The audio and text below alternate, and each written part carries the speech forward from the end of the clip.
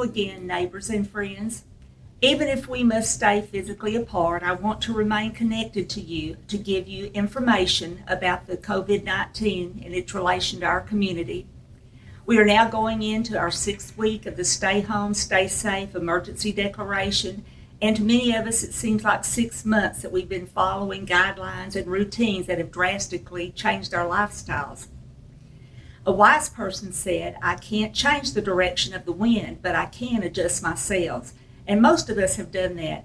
We've done the things we must do to make this temporary lifestyle work. Now I want to give you the most recent information from the Texas Department of State Health Services as reported yesterday. Liberty County has now had 39 active cases of the virus with sadly one death. The good news is that 21 people have recovered. Those numbers aren't as high as other counties, but remember, we don't have a testing center in Liberty County, and the numbers have not yet leveled off. In fact, they are still going up. Therefore, last Friday, I signed the most recent emergency declaration that took effect on Saturday and extends through April 30th. Essentially, it reiterates the same strong recommendations from other COVID declarations: to stay at home, going out only when necessary, and when you do, practice physical distancing. I still strongly recommend that you wear a mask when you're in public and send only one person in to shop. We must continue doing our part to keep each other safe.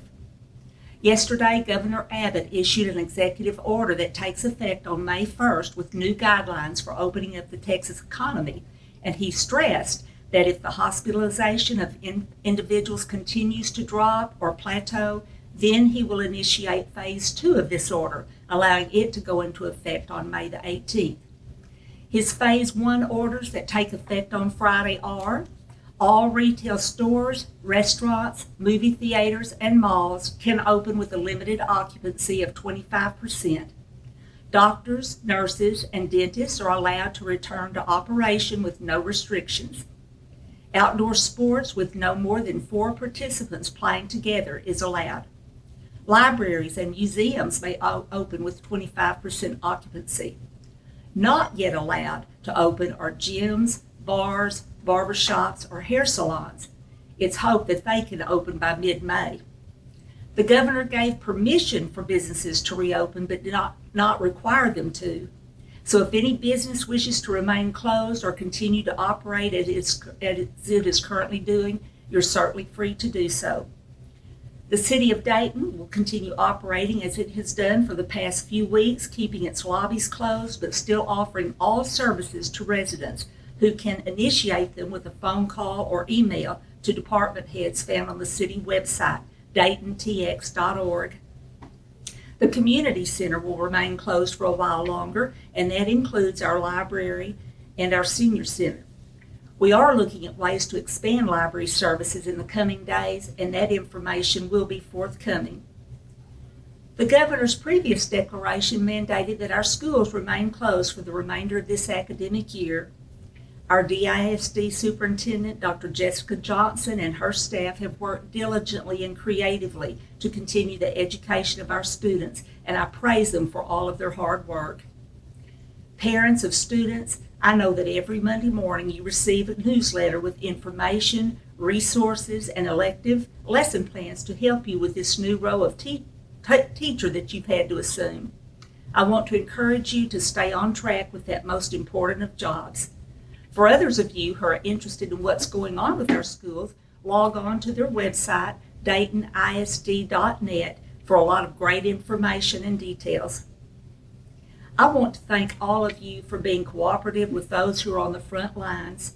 To those in our medical community, our police officers, our firefighters, our grocery store and restaurant workers, small business workers, and all those providing help and care during this time, thank you.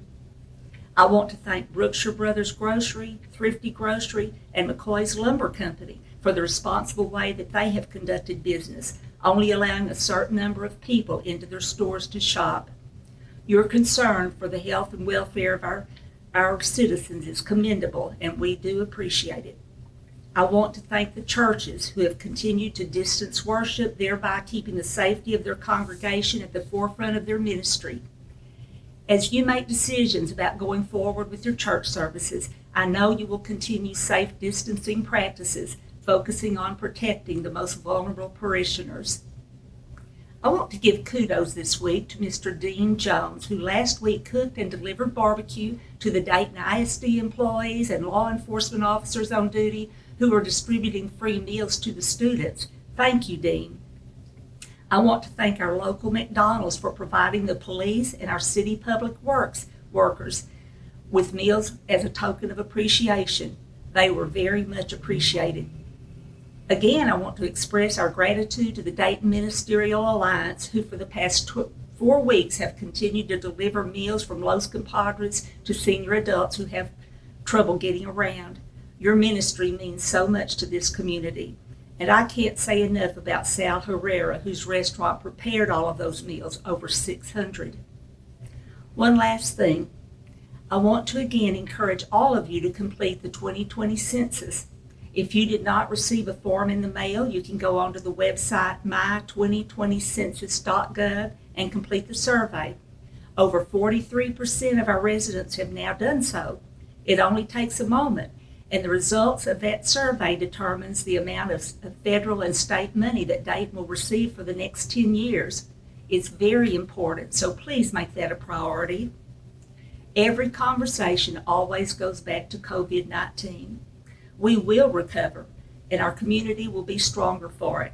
We will make it to the other side of this virus if we continue to do today what we need to do to keep each other safe. Act as if what you do makes a difference, because it does. God bless you and keep you safe.